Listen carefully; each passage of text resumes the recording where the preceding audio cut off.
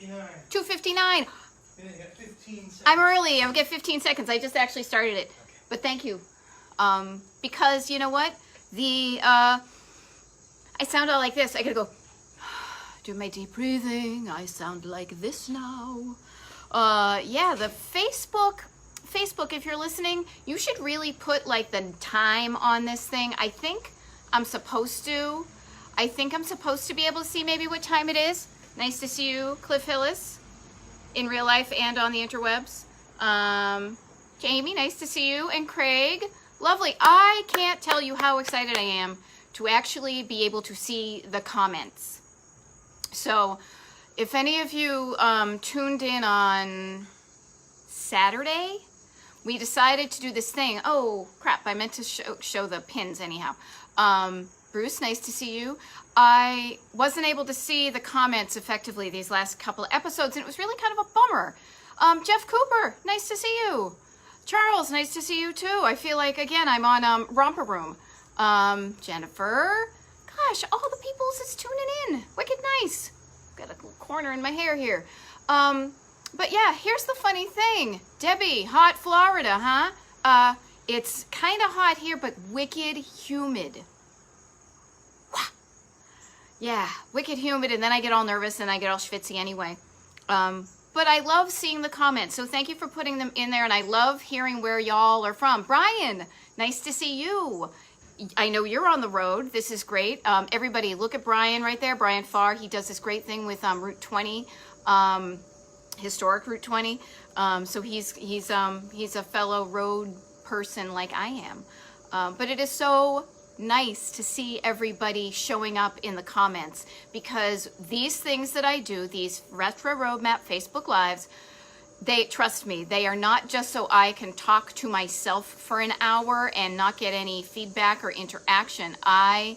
We humans are social creatures, and I think with the COVID and the staying close to home, which is very good, and I highly recommend it, and we should all be doing it, but we do go we need a little bit of sociability.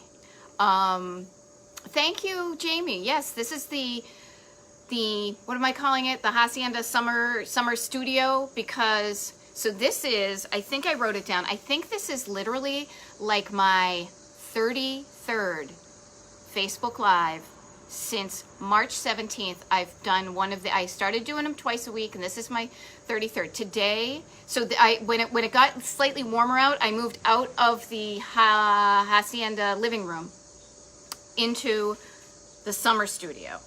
And now it's in the summer and it gets almost a little bit too hot. But it's better to be outside because I'm in the house so much.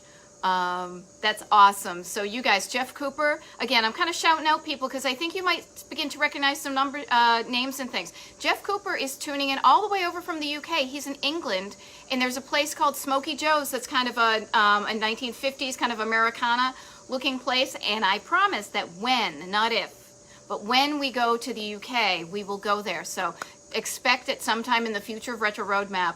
Maybe I'll do a Facebook Live from the UK. Who knows? But that's so nice.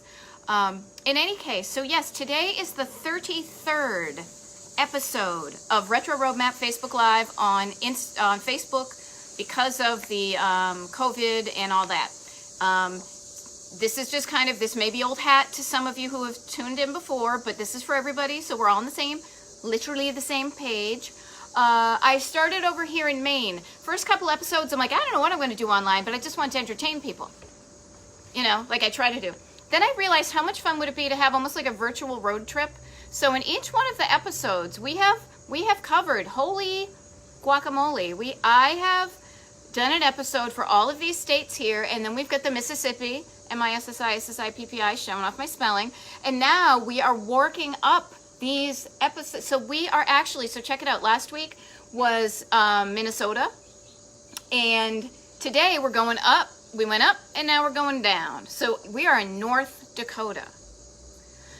North Dakota, people. I have never been there, and I will be honest.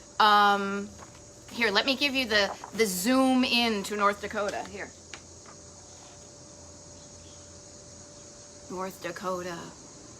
So anyhow, I personally have never been to North Dakota. I plan on it because I want to go to all 50 states before I leave this mortal coil. And just to give you a little bit of geographic, so up here is Canada. Canada. Minnesota, we did Minnesota last week. South Dakota, we'll do South Dakota next week. And over here is Montana. Now, I do know when we're going to do Montana. Okay, so Montana, mark your calendars. Montana is going to be November 5th. I marked it all out, so I do have all these done. So the interesting thing about North Dakota, I'm going to put it down now. Interesting thing about North Dakota was that I've never been there, and literally when I started the research for today's episode, I had like 3 pins on my map. As many of you know, what I do is I create, and this is just a printout of it. I always have a Google map. I'll have to remember that song, Jeff Cooper. I make a Google map. I have a Google map for every single state in the US. I have one for the world because I love seeing where places are because it makes it so much more attainable. This is me being a little bit just drive your life, but when you have a destination, that connects you. It's like point A to point B, not point A to I don't know where. So all of these little points are possible destinations to go to. Now, as you can see, some of them are blue and some of them are red. And that's because they all kind of start with things I might be interested in. But again, and I feel like I'm doing a lot more of this, like just drive your lifing stuff now. But the ones I turn to red are ones that I'm like, ooh, that sounds exciting. That's a place I want to go to. As opposed to, frankly, some of them that are old school, but I'm kind of like, meh, they're fine. They're fine. There's nothing wrong with them. But I encourage you, because this is what I do. I have learned to pay attention to the stuff that goes, ooh. What excites me? Now, here's the funny thing. I will be completely honest with you. I kind of struggled a little bit with some of the pins in North Dakota. I mean, it's a huge state. I don't even know how many. It's like a quadrillion miles across and up and down.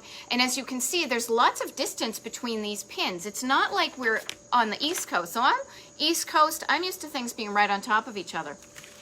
And I was seeing that. Here's the thing. I was seeing that North Dakota has a lot of open space. So if you are a person who's into like the wide open countryside and nature-y type thing. See, I'm so not into it that I can't even think of the word like nature and outdoorsmanship-y stuff. So that's why I look for the things that are important to me. So when I see something of what they call in the fancy terms, the built environment. So I love diners, I love, bowling alleys and carousels and old town, movie theaters and funky cocktail bars and historic hotels. So that's what I do. And that's why you tune in to Retro Roadmap, because that's what I like. But your mileage may vary. There are things that you may like that I don't, but this is what I'm going to show you. Yes. Peter and Candy, nice to see you as well. So a couple of things. North Dakota has no drive-in movie theaters at all. Has no drive-in movie theaters at all. Look at how much space they have. They could have so many. No drive-in movie theaters. It's okay, but just to know that if you go to North Dakota, do not expect to go to the drive-in. You'll be sadly disappointed. Yeah, nature has like dirt and pine needles and stuff. Also, North Dakota, I'm not going to emphasize what it doesn't have, except for this one. This was interesting. I found out that it isn't really technically a state, according to some people. Now, you read online that it became a state in 1889. So that's pretty young. It's only 100 and something years old. And, however, somebody found in 1995 that the Constitution for the state of North Dakota has something missing. So in theory, it isn't officially a state. It's got Constitution is at odds with the federal requirement established by the U.S. Constitution to have a governor take oath of office. So it may not even be a state. Anyhow, the one thing that's neat about I thought that was very cool just to start it off with. So see way up here where I talked about Canada, and I apologize, Jeff Cooper, I'm not going to sing a song about Canada right now, maybe later, is right up here literally on the edge. Like see how that thing is green? That is the International Peace Garden. So sometimes North Dakota is known as the Peace Garden State. It's also known as the Flicker Tail State. I thought that was because of deer. It's actually because of squirrels. Nature stuff. I was not aware. But the International Peace Garden, right there, straddling the border of both of our countries. Now, there's actually, when I was doing my recent research, there are all sorts of COVID warnings. Please do not cross the international border. You might have to quarantine, yada, yada. Like all of the places I speak of today, this is the kind of remember the umbrella. We're pretending right now, we're pretending none of that's happening, right? So everything I talk about is as if it is open for normal business. However, this is only to inspire you and to encourage you to pay attention to some things. Maybe I'll spark an interest and you'll say, ooh, I have to go to that place in North Dakota. But when you do decide to do that and put some of these places on your retro road map that you make on the Googles or whatever, please remember, that to do your due diligence, to make sure places are open. I have done my best to ensure that places that I mentioned are not closed permanently, but sometimes things happen and I'm unaware. So do your research before you go, okay? International Peace Garden, over 2,300 acres of nature. It's on the international border, and the idea was to make a garden where people could share interests and celebrate friendship. The idea started in 1928. It opened up in 1932, and as you can imagine, like there was some depression and stuff going on in the U.S. and in the world during that time, but they still made this, so I think that's really cool. It is near, and here's an interesting, I'll mention this a little bit later, it is near the geographic center of North America, but oh my goodness, everybody, multiple towns want to be the geographic center. So I'll tell you all about them. You can spend like an hour just driving around or walking around. There's a lake you can go to. One of the things I think is kind of neat because it reminds me of those old school postcards you would see of places like this garden is it's got a floral clock. So it's a gigantic clock. That's my Boston accent coming out. Clock. It's a clock. And it is made out of flowers. And it's got the little, the hands, the arms, whatever. And it was donated by Bulova Watches in 1964. And it's 18 feet in diameter. And the clock face includes more than 2,000 annual flowers. Clack, clack, clock, clock. It's like C-L-A-W-K. In any case, so that is probably the beautiful, if we're going from the north to the south, that would be the place that you want to stop. Another place, right kind of in that same vibe of, interesting thing to go to that's a little bit naturey and unusual, is right up here, I think, and I'm not going to point to all of these because when I printed this out, I forgot to put what the places were. I think it's around here someplace. There's a place in North Dakota, and of course I forgot to write down the town, it's called Mystical Gardens. Mystical Gardens. Mystical Gardens. It is a 21st century Stonehenge. So this is totally not retro, unless you think 2005 is retro, which I don't. That's actually the year we moved here to this house. So that's only a couple years ago. But this seems so interesting because it is built as a fully functional solar calendar made of stone structures. So there are cuts in these stone structures that at certain days of the year, the sun will align with it, which is pretty cool, kind of like Little People of Stonehenge. And there's also, that's on the solstice and the equinox. There's a metal structure that when you look through it, points directly to the North Star. And there's a huge sundial. So if you know how to tell time, I feel like I'm pointing to my Flintstones wristwatch. has a sundial on it. If you know how to tell time on a sundial, a gigantic sundial, you can do that. Now here's an interesting thing. Speaking of humongous sundials, I guess it's because North Dakota has so much space that they've got what I would call a wicked lot of biggest thing in the whatever, like largest turtle in the world, Foreman Mills. And so I thought, because these are often things like, let's say you have to go to North Dakota, or you want to go, but you're like on a road trip and you're just going point A to point B. Some of these may be interesting sites that you stop at, you stretch your legs, you stretch your arms, and you get out, you know, as you should do on a road trip, and maybe get your picture taken next to it. Because even before Instagram, we were all doing that kind of selfie thing where it's like, look at me in front of this giant thing on the side of the road. Isn't this goofy? This is what road trips, this is an important part of any classic American road trip. Stopping by wacky things on the side of the road and not only taking a picture of it, it's like bonus points if you get yourself in it, because sometimes some of these gigantic ones, you need to have a body for scale. Because sometimes without that, it kind of loses its wow factor. So a couple of these I thought I would mention to you. So in Bottineau, North Dakota, Tommy the Turtle. Now, Tommy the Turtle, I think he was there since the 70s. He's 30 feet tall. He is the largest turtle in the world, riding the largest snowmobile in the world. So, yeah. Hey, you're driving down the road, you see the largest turtle in the world riding a snowmobile? That, to me, is an excuse to stop the car, get out, and say, I ain't saying, you know, what is it, Jay? I ain't seen nothing like this before, okay?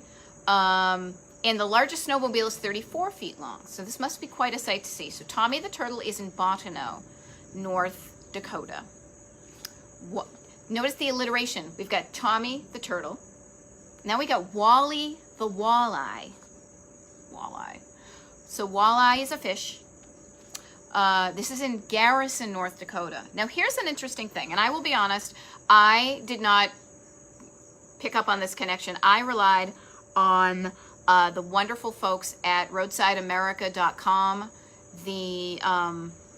not the place up here near us, the wonderful Roadside Village, but this is the online database of all sorts of crazy, even crazier things that I'm telling you about. Like the things that I see on their site, what I give you is just a smidge. But they talked about Wally the Walleye in Garrison, North Dakota. And the crazy thing is they noticed that there's a place in Garrison, Minnesota, that also has a giant walleye and claims to be the walleye capital of the world. So, kind of like I'll tell you in a few moments about everybody wants to rule the world, as that lovely band Tears for Fears once said. Love that song. At least two places in the world, where's my hand? 2 places in the world want to be the walleye capital. So it's Garrison, Minnesota and Garrison, North Dakota. This Wally the Walleye in North Dakota is made out of fiberglass. He's 26 feet long. Pose next to him. Go eat a piece of walleye fish. Okay? Ooh, I just realized we have a third alliteration thing. I always joke because I did a thing recently where I said a bunch of F's in the word, I said, fill your fridge with fresh foods from your famous farmer's market. And so alliterer, I'm an alliterer. Get it? Instead of like a litterer. All right, if anybody's playing Maud Betty Bingo, that was the first time she did her really bad Fozzie Bear type joke, so you can cross that off of your list. But anyhow, now we've got Salem Sue. So Salem Sue is in New Salem, North Dakota, and she is the world's largest Holstein cow. So, and that's another one of those wicked large structures to get a picture taken of. Now here's one I'm going to point out, but I don't think you could, I would love to see it if you got your picture taken next to it, because it is not just the thing in the world, it is the world's second tallest man-made structure. And this is in Blanchard, North Dakota. But it's a TV tower. You know, just kind of goes straight up.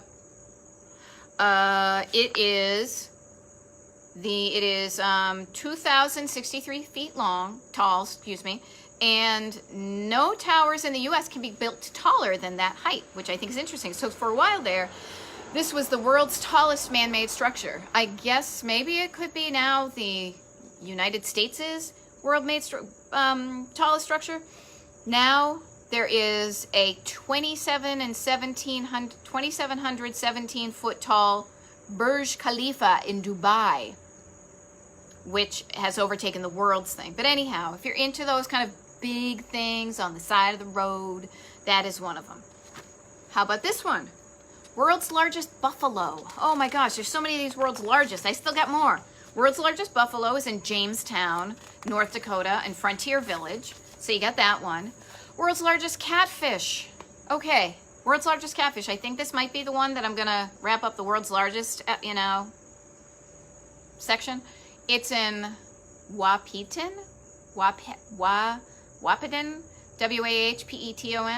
If you're playing Mod Betty Bingo, this is where she has mispronounced a place, because God forbid she actually looked it up online before she got online. Hey, this is like, it's a one-lady operation, except for the occasional wonderful assistance of Retro Road Husband, okay? So I'm doing what I can with what I have, just like Teddy Roosevelt, who's a big deal in North Dakota, just so you know. In any case, the world's largest catfish is 40 feet long, 5,000 pounds, and known as the Whopper. So it must be like Wahpeton, W-H-P-P-E-R. And it says it's placed between, it's right on the coast, or not the coast, but like the water's edge, so you can see it from Minnesota, to make people from Minnesota jealous of their giant fish. Gentlemen, I don't know. What would Freud have to say about that? The other thing I noticed too is that in Wahpeton, there is a Rexall drugstore. So this is where I'm kind of getting a little bit more, it's like, okay, finally, we're done with the wicked long, large things in the world. This Rexall doesn't have a soda fountain. I actually didn't find any soda fountains when I was doing my research for North Dakota. Thank you, Debbie. I appreciate it, and I love how your hearts match my glasses. I might be getting new glasses soon too, just as a heads up. In any case, Wahpeton has a Rexall, but it's like an old school place. You can get gifts and stuff, and if you need to get like headache medicine, Kleenexes, hand sanitizer, go to a local place like that. The other neat thing, and Craig Nye, I think you would be interested in this, is the Prairie Rose Carousel at the, oh my gosh, I'm going to mispronounce the name, the Chakinkapa Zoo in Wahpeton. So the Prairie Rose Carousel is, oh, it's actually next to the zoo. It's not in the zoo, but while you're there, you might as well go to the zoo. It was built in 1926. It is a Spillman carousel, for those of you who like to keep track of those things, much like people who like to keep track of who made the diners. I know the carousel people like to know who built the carousel. It's a 1926 carousel with, it's small. It's only got 20 horses and 2 chariots. It was originally located in New York from 1926 to 1954, and it has been here next to the Prairie Rose Carousel at the Chakinkapa Zoo in Wahpeton since 1988. Looks adorable. I love myself some old-timey, what do you call them? I'm saying roller coasters, maybe merry-go-rounds. So there's one, and there's another one too I will tell you about. So I was psyched that there were actually 2 of those in the state. So, okay. So remember how I mentioned about the fact that, excuse me. Remember how I mentioned how everybody not only wants to rule the world, I did not know that they were from Bath, Jeff Cooper. For some reason, I think of Peter Gabriel in Bath, but again, I need to keep myself focused on the road ahead. So we can chat about Tears for Fears at some other time, because I want to make sure that everybody knows that in North Dakota, I know it begin with an N, there are actually 3 places that are claiming to be some variation of the middle of the North America, okay? Now, let me see. They're around like here somewhere. The first one is the Scientific Center of North America. Scientific. It was algorithmically calculated. You know those algorithms? Algorithmically calculated the center of the continent of North America, and obviously that depends on how you define it, is in Hensler. In 2018, Hensler, North Dakota, they put up a sign, a flag, some picnic tables. There's even a boulder. So you can get your picture taken next to the boulder that's at the Scientific Center of North America. If that is, maybe you want to do one of those, as I always say, like when I find a theme, like collect them all. If you want to go to all 3 alleged centers of North America, the other one you want to try is Rugby, North Dakota. Not Rigby, but Rugby like the shirt or the sport. Me talking about nature and sports is kind of humorous because I don't even have the lingo. Anyhow, Rugby, North Dakota has claimed itself to be the geographical center of North America for a very long time, since 1931. They've got a rock obelisk with some flags around it.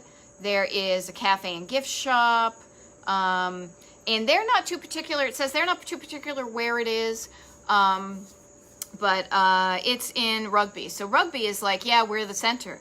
And then, this is kind of funny, then Hanson's Bar in Robinson, North Dakota, was like,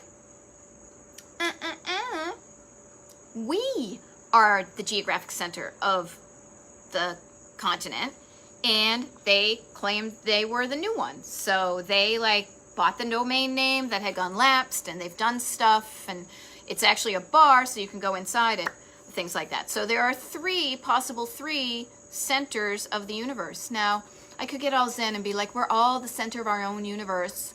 But that's about all I would have to say about that. But anyhow, 3 centers of the universe, or excuse me, in North America, in North Dakota.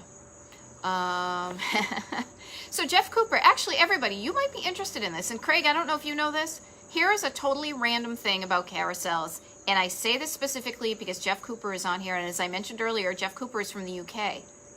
Did you know that carousels in the UK go in a different direction than the ones in the US? It's true. Carousels in the US, I'm trying to picture it. Carousel goes like this, it's running that way. Carousels in the US go in a counterclockwise direction. Carousels in the UK and maybe Europe go in a clockwise direction. I don't know why. Maybe they so they don't unscrew or something. But just interesting little factoid that's what's hidden underneath this haircut right there. Lots of random stuff like that. It could be rock lobster. Could be. Lobster. Anyhow, moving right along. So here's an exciting section. So, anyhow, one of the things that I love to find is when there are actually on my map. So what I do is I put all the places that interest me, and then I kind of surprise myself when I kind of zoom out and I see if there's any clusters of stuff, because that to me, when I'm traveling, makes it more likely, frankly, that I will go to a destination, because there'll be a bunch of stuff I can do in one section. So there are a couple of cities in North Dakota that have some things that you might, if you are traveling through that area or looking to do your home 50 states thing, could do that. And one of them is Minot. Actually, Minot. If you happen to be Minot or Minot, again, probably mispronouncing it, there are 2 places that I had pins on to eat, but I'm going to actually recommend one over the other with a little asterisk. So Minot has a place called Charlie's Main Street Cafe. Now, it looks adorable from the outside. It's got this old kind of neon sign on the facade. It's got a sign that sticks out. And so you can just tell by looking at the signage that it has been around for decades. And now here's the thing I found out. Thank you, Bobski. Minot. The thing that I noticed a lot about many of these eateries, for lack of a better term, in North Dakota was, while some of them may be old school, they had been renovated. They had like, what do you call that? Like when you get like plastic surgery and suddenly you don't look like yourself, you look like a weird version of it. They just kind of looked very recently remodeled and kind of frankly generic. There was no stepped back in time feel, old time charm. So it's kind of hard to pick some of those. I did find a few, but Charlie's is one that it was like, it came the closest in this area. They look a little bit on the plain side on the inside, and I don't know if any of you, actually I would think some more of my, like the hardcore road people. I don't know if you do this, but this is me being totally geeky. When I decide, like when I look at a picture and decide if a place makes it onto Retro Road Map or not, or that I just want to go to, here's the thing I look at when I am choosing places. And bear with me, it's the chairs. You can tell so much about a restaurant by looking at its chairs. And I say that because I was researching for North Dakota. We're talking about the North Dakota today. And as I looked at pictures of some of these places that were like so-and-so's hamburgery and so-and-so's drive-in, or, well, it wouldn't be drive-in, but if I never see another one of those like stacking banquet chairs again, and you know the ones I'm talking about, they've got kind of like triangle legs and they're just everywhere. And to me, those are just so, I don't know, plain. So when I see a sign, like there were a couple of these, and I can't remember which ones they were, but I will show you when I go back and when I'm done in about a half an hour or so, a little bit earlier, because I think I might finish up a little bit early and we can chat. I will post some links to some of the chairs that made me go, ooh, now that place I can tell has authentic vintage charm, because the chairs have been around for a while. They haven't muxed it up a bit. So that's that case. So oh yeah, so Charlie's, see ya, Retro Road husband. So Charlie's is in Minot. Kroll's Diner. So Kroll's Diner, this would be the other place in Minot. Yeah, thank you, Emily. Testify, huh? Kroll's Diner, they have one in Minot, but here's the deal. Kroll's Diner is a kind of a new diner chain. I want to say like Dynamite, again, if you're like one of those people who's wicked into who built the diner. You probably know who did it, but there's like those bright new shiny diners. Now I'm including one of them in here because it's like the only example of a prefabricated diner, kind of old school-ish, East Coast looking thing. Almost like if you've ever seen like one of those Denny's diners, same type of that vibe. They've got a few others of that chain. There's 4 of them, and there's one I'll mention in a different town, but if just knowing that there's one in Minot, but go to Charlie's. Bismarck, not Bismarcky. If I knew how to rap, I'd say something that would be indicative of me being down with the Bismarcky. Bismarcky, North Dakota. There's an opportunity right there, people. Maybe some marketing, you know? Yeah, and actually, oh my God, Jeff Cooper, yeah, we've got this total Tears for Fears things. Yeah, I guess this would be like songs from the boring chair, huh? In any case, Bismarck, North Dakota. Yay, finally a town that has some interesting stuff in it, okay? So here's a couple. Big boy restaurants. You know them, you love them. I've got some little big boy statues. He's the guy's kind of pudgy because he's been eating the burger, and he's got the checkerboard overalls, and he's got the whoosh, the little flippy hair, kind of like Charles Phoenix, except Charles is just like a little Dairy Queen, totally adorbs. There is a big boy restaurant in Bismarck. I believe, I'm not sure, I think there are 2 big boy statues that you can pose next to, or underneath, or, you know, whatever. So that to me is fun. There's also a place in Bismarck called Scotty's Drive-In. So that's a place where you pull in and they wait on you in your car. Now, it too looks like it's been a bit updated, renovated, kind of, you know, sandblasted. I keep on forgetting that word because I don't, facelift. Facelift. That's it. You know, when people are like, they all look weird because they just start to all look like each other.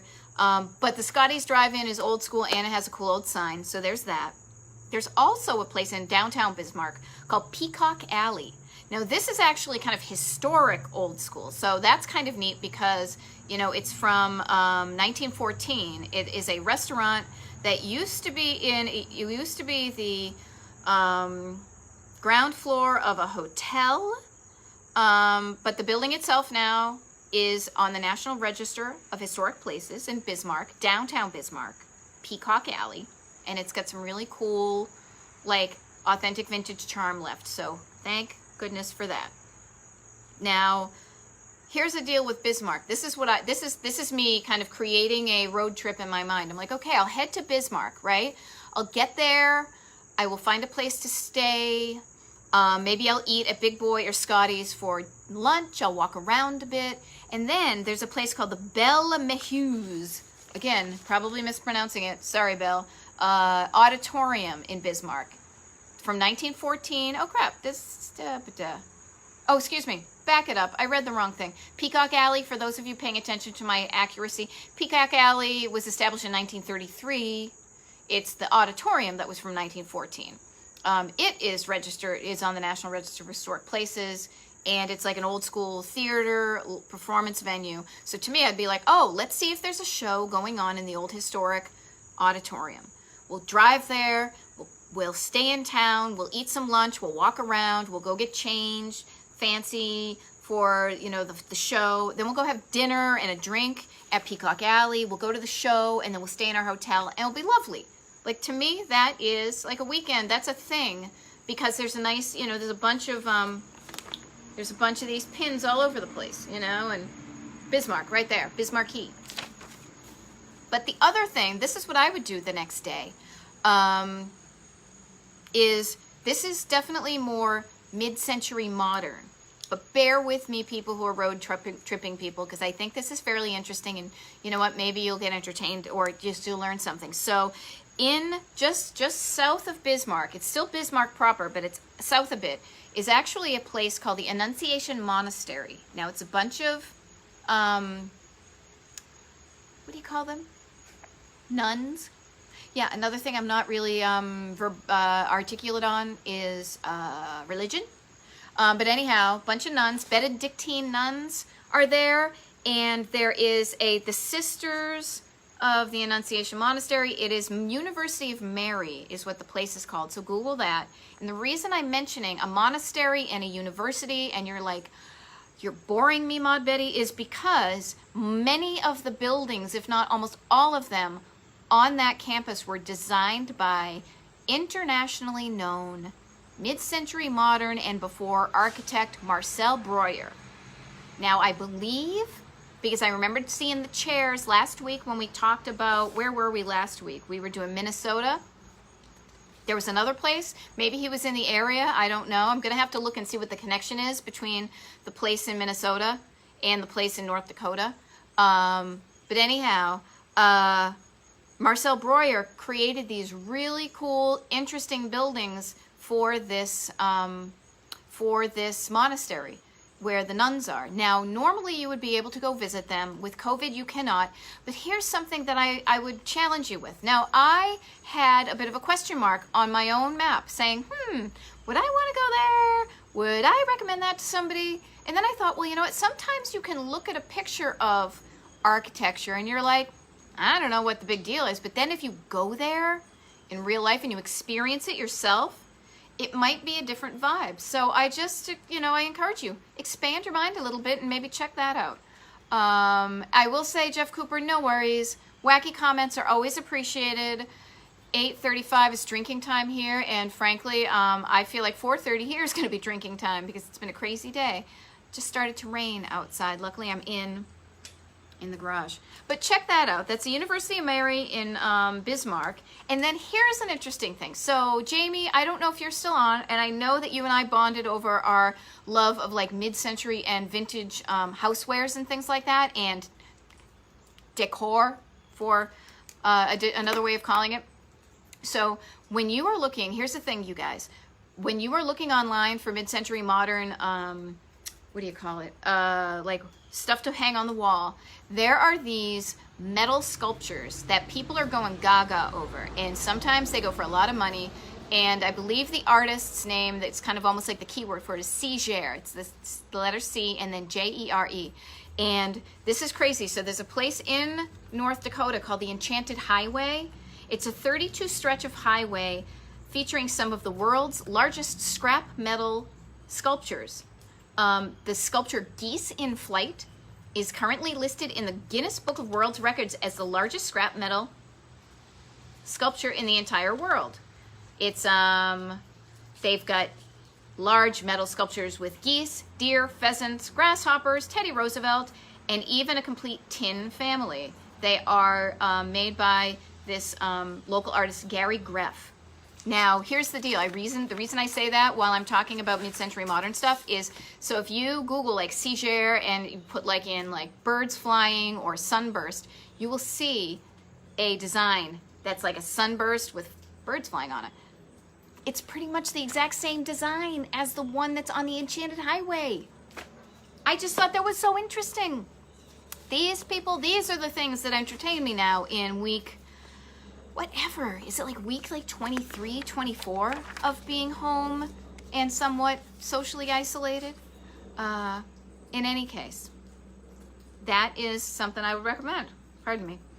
My nose is itchy. I think that means money's coming my way. Right?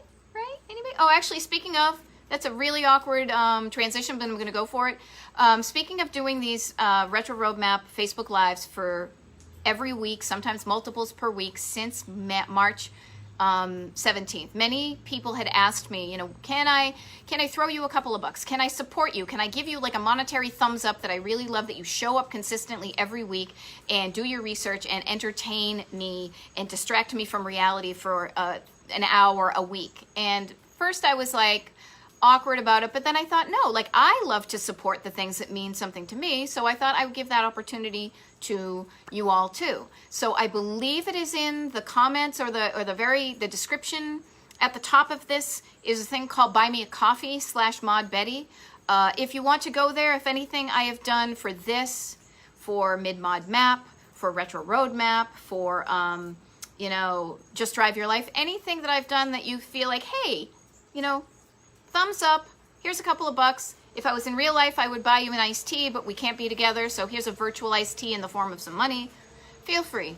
The link is up there, and that's all I'm going to say about that. But if you choose to do that, I'd be grateful. It would be wonderful, right? So moving right along, because actually, I was thinking that I wouldn't have that much to talk about with North Dakota. Okay, we've got a few more. And then actually, if there's time left over, I'm just putting a bug in your ear. If you want to do a little Q&A with Mod Betty, watch out for you, Jeff Cooper, because you may have some wacky questions for me.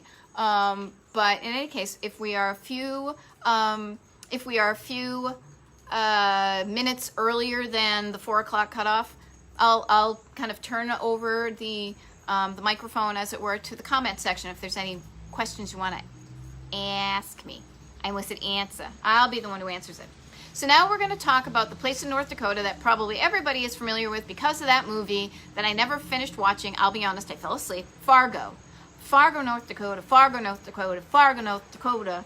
So there's a bunch of places in Fargo that are Retro Roadmap worthy, and I can't wait to tell you about them, so I'm going to start now. So remember I told you about Knoll's Diner? It's Knoll''S, and that little diner chain.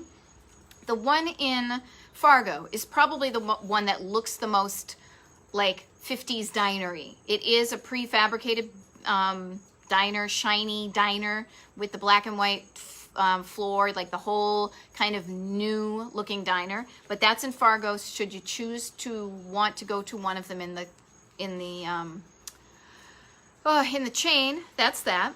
Also, Carousel number 2. Historic Carousel number 2 in North Dakota is at the Diedrich Family Carousel at Red River Zoo. So the Red River Zoo, the Diedrich Family Carousel, was built by Alan Herschel in 1928 and donated to the zoo in 1995. There are 30 horses on this one and 2 chariots. They also have I thought there was something about the band organ. No, they don't actually know where it came from originally. But in any case, that is another carousel, and it's in Fargo. And yeah, Craig, I'll be completely honest with you. I do not like violence either in movies or real life. But so that didn't encourage me to watch it either. But you can go to Fargo and have a grand time and not worry about that. So here, this was a funny thing too, was, you know how, again, I talked about wacky things on the side of the road that you want to take a picture of? So there's a place in Fargo. It's actually called the Woodchuck Furniture Restoration. And this is great because it's actually a person who restores furniture, but outside of their restoration building, they have what somebody called it the Rose. I cracked up at this. It was on Roadside America, the Road Cheese Graveyard. And it's a collection of roadside attractions. It's like Easter Island heads, dinosaurs, an old muffler man, all kind of just jumbled up on their front yard. And I thought that was hysterical. Now, the neat thing is that I love looking at those things. And if anybody saw our front yard, ours is like a tiny baby version of that with tiny little statues and stuff. Because I want to be entertaining, but not ostentatious. However, the neat thing is that somebody originally said, oh, they're not gone then. But somebody had chimed in online and said just a few weeks ago that no, the stuff is still there. But the thing is that the guy buys and sells it. So sometimes things are there and sometimes they're not. So if I was going to Fargo, that would be a place I'd want to do a drive-by and see what was going on. In Fargo, if I wanted to stay someplace, there's a really cool looking place in downtown. And I guess they're revitalized downtown of Fargo. There's a place called the Hotel Donaldson. It's a renovated old school place. It only gets 17 rooms, so it's fairly small. They've got a huge cool neon sign out the front, so very cool looking. Just make sure you don't get the room that has that like flashing on the outside like film noir. And there is a really neat little bar in the lower level called the Hodo, H-O-D-O. Now remember I was talking about, guys, hobos. Remember I was talking about like hobos with the bindle sticks last week or so? It's not hobos, it's Hodo for Hotel Donaldson. Hodo. That's how you remember it. So that looks like a cool place to stay. And then that's actually right up within walking distance of the Fargo Theater. So that is one of the few. And there are a whole bunch of little kind of mom and pop, really small theaters in small little flat little downtowns in North Dakota. And I don't want to disparage any of them, but I was looking for things that if I said, hey, this place is worth driving to, you wouldn't think, Maud Betty, you told me to drive 2 hours out of my way and it's just this little thing. But I would recommend, since you're in Fargo, there's the Fargo Theater. It opened in 1926. It is on the National Register of Historic Places. And this is the place that actually has its original Wurlitzer pipe organ. So you can stay at the Hotel Donaldson, get something to eat, something to drink, walk there. There's also this place, I think it's called the Spirit Room. And here's the funny thing. Oh, that's it. See, I guess I am going to get kissed. Kisses is nice. Money is nice too. So maybe my palms are itchy. Maybe that was it. There's a place in Fargo called the Spirit Room. And now initially when I saw this cool looking neon sign that's been reconfigured, I thought that it was going to be like spirits, like gin, vodka, wine and spirits. But no, it's a bit more of an arts and creative space, but it looks kind of cool. It's also within walking distance. So that's downtown Fargo. And with all of those places I just mentioned, I'm thinking there may be even more that you could discover. Now, a few more places. Let me see how many I have, because there's one I want to mention. Oh, yeah. The last official place I will mention in North Dakota that I would make the effort to see, even if nothing else was around it in the map, is the Peggy Lee Museum. Now, I am a fan of Peggy Lee. My dad and I bonded over the fact that we both love that song, Why Don't You Do Right? I remember seeing that in a black and white movie called Stage Door Canteen that was like put on some like afternoon matinee, and it just captivated me how sassy she was. My mother doesn't really like Peggy Lee, but I like her. Anyhow, she was from North Dakota, Wimbledon, North Dakota. And her real name, check this out, is Norma Dolores Eggstrom. She grew up in a railroad depot where her father worked, and that railroad depot is still there, and it's got all sorts of Peggy Lee memorabilia in there. So that is a place that speaks to, I almost said Auntie Beth, that speaks to Maud Betty, the Peggy Lee Museum. And so if that speaks to you, you can go there, Wimbledon, North Dakota.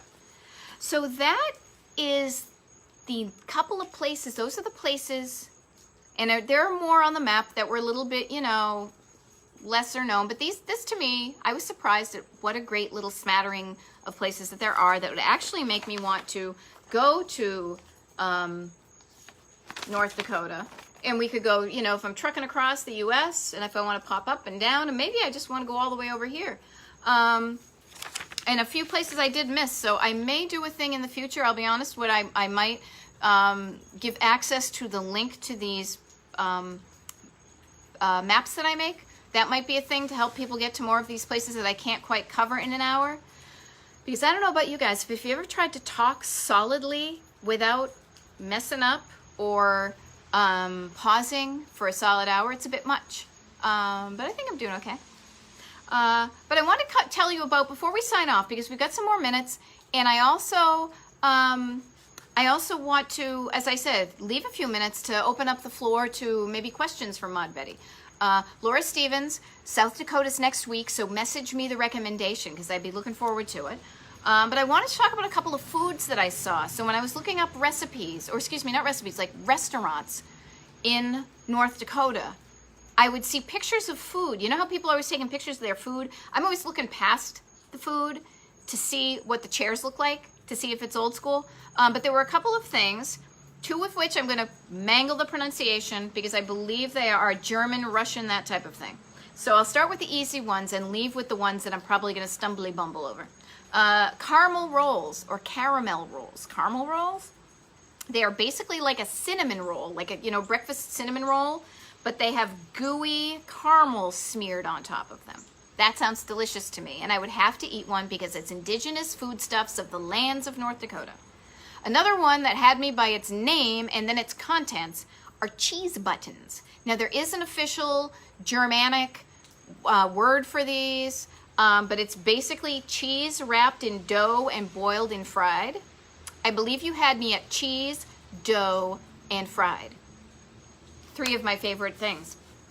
Now here are the ones that I'm going to be like, oh God. Knopfler? Mark Knopfler? It is a soup of creamy texture with chunks of potato and dumplings along with vegetables like celery. And I saw this and it looked totally like such a cold weather comfort food type of thing that even on a sweaty day in the summer here, I was like, ooh, that looks tasty. So I would want to get some of that when I was out there. And I saw it on a number of menus. And then the neat thing is when you go to one of those restaurants and you ask the waitress, like, oh my gosh, I love this. How do you pronounce it? And then you learn, and then you get to have the waitress can feel like somebody who's helped somebody pronounce something. The last one is Fleischkuchel. Okay. And it basically, this is another one I saw. It is dough stuffed with meat and folded over. So it looked like it was like a meat pie, maybe like a meat pie sandwich type thing. Num, num, num, num, num. So good. Anyhow, so those are 4 foods you can try when you're in North Dakota. And yeah. So there we are. Retro Roadmap. Highlights of North Dakota up here. Next week, we're going to do South Dakota. I can't believe next week is already August 20th. Time is flying, my friends. But we have about 5 minutes left. So I will turn it over to anybody here in the comment section. If you have any questions to ask me about Retro Roadmap, about, I don't know, almost anything, I will answer any of your questions within reason. Because we're here and we're connecting, which doesn't happen all. Debbie, I love the fact that you love to hear the birds. Yeah, you know what's so neat? You just said that, and there's a red cardinal that just popped up on this this tree right in front of me. So that's really cool. Maybe he knew he had a fan. Yeah, we've got some rain here. And it's raining, so you don't hear the wind chimes. But I've got the garage door open so I can get some air. And luckily, the UPS guy hasn't come. Luckily, it's rainy, so neighbors aren't walking by looking at me doing my own little TV show from my garage. But it has been fun. So, all right, there we go.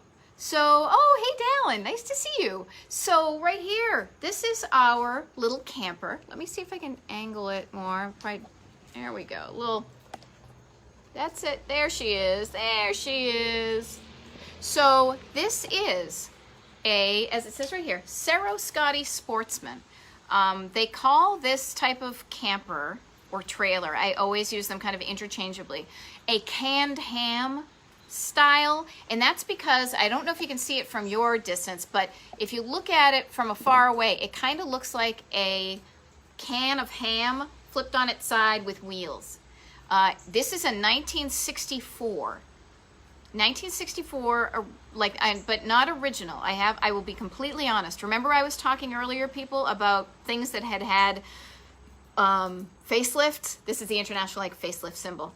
This camper definitely had a facelift because when we got her, she was over 50 years old and really not in the best of shape. We thought she was in better shape when we bought her, but once we kind of looked under, not structurally sound, so we did have her renovated, but we absolutely love her. She is a 13-foot, so from the edge of the little nib that sticks out that you attach to your car to the back, it is a 13-foot. And actually, we have a neighbor. This is so much fun. We have a neighbor, people who just moved in like a couple of blocks away. They also have a Scotty. They have one. I think theirs is like a 70s one. So theirs is a different shape. It's called like a trunk back. And it's a different shape, but it's larger inside, and they have a bathroom inside theirs. Ours does not have a bathroom. But let me see. You know what? I can give you a quick look on the inside since you asked, Dallin, and since we get a few more minutes here. Let me see if I can flip. There we go. That may look backwards, and I don't have the lights on in here. But yeah, so this is the inside. So we've got a little place, little couch area that I hang out and read on sometimes. A couple of lamps. Part of my snow globe collection. There used to be a little 2-burner stove there. Not no more because we don't grill in here. We can hook it up for water. And then this is actually right over here is where I often will sit and look out the window and do some of my writing. So this is when it is not too hot because this thing doesn't have AC. All it's got is this ceiling vent. That is, so it can be very hot in the camper in the summer. So it's more of something for the winter, or not the winter, but the spring and whatnot. But anyhow, yeah, that's the Retro Road camper right here in the Retro Road Map Summer Studio that I'm going to sign off momentarily because I think we've got a leak in the ceiling that I got to put a bucket under. That's what I hear anyway, a little plop, plop, plop. But thank you everybody so much for showing up. Debbie Bleaky, that's so nice. I think your mom would totally, I appreciate her tuning in from above. I bet the reception's really good from up there. And I look forward to seeing you all next week on Thursday. South Dakota will be doing that. If you liked what I did, please, just follow me on all the Facebooks and the Instagrams and the YouTubes. Oh, the YouTube. I just updated a new, a fun little public service announcement that somebody here in town and I made about shopping local. So that's kind of fun. And if you want to check out that Buy Me a Coffee page and see what that's all about, buymeacoffee.com/MaudBetty. So, looks to be about 4 o'clock. Looks to be about raining outside, but it was so nice to see everybody this week. And this is Maud Betty signing off, saying just drive your life in the direction of your dreams. All right?